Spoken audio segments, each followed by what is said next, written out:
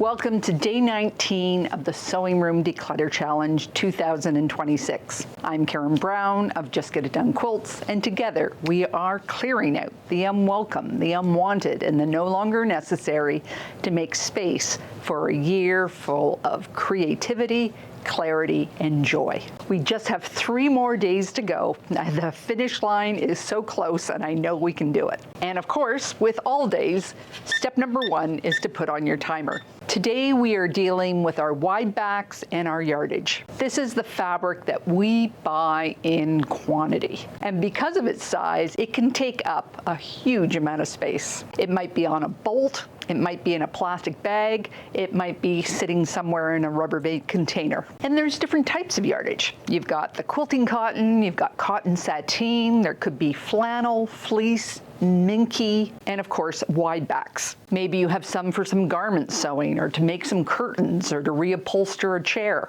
Because of the size and the properties of the fabric, it can be very awkward to fold and handle them. And some are so slippery, they can be very hard to store.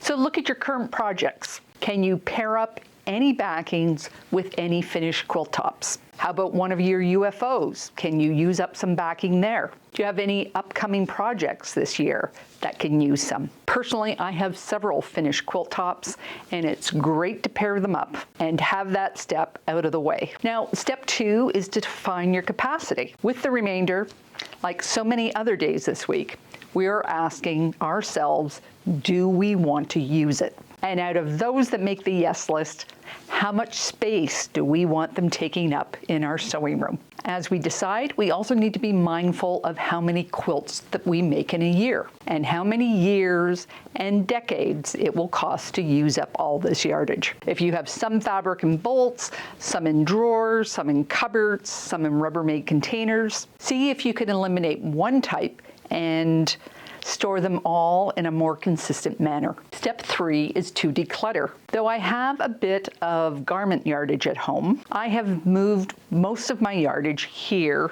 to use as backing. And definitely all my Widebacks come here. I store them on these shelves, and I consumed a lot this year. So what did I do? I went out and bought some more. So I am so blessed that everything fits. So at home, I still have some garment fabric and some African wax prints, and after Indonesia, some other beauties, and that's packed to the max, but I'm going to deal with that tomorrow when we have fabric. But it's been a good reminder for me that I need to follow through on some projects, or I'll have no room for fabric buying this year. As you sort and fold your fabric, do yourself a favor. Measure and mark down how much you actually have. Trust me, your future self will thank you. And step 4 is to get the stuff that doesn't make the list out of your space. You can send them to your guild, you can send them to a new quilter, you can send them to your local charity shop. Though today was a lot of hard work, I am very pleased with the results. But now it's your time to share. The amount of yardage we can have can be overwhelming. Please take a moment and comment about your day. And of course, post pictures online with this year's hashtags. Take care, everyone, and I will see you tomorrow for day 20, fabric, our penultimate day.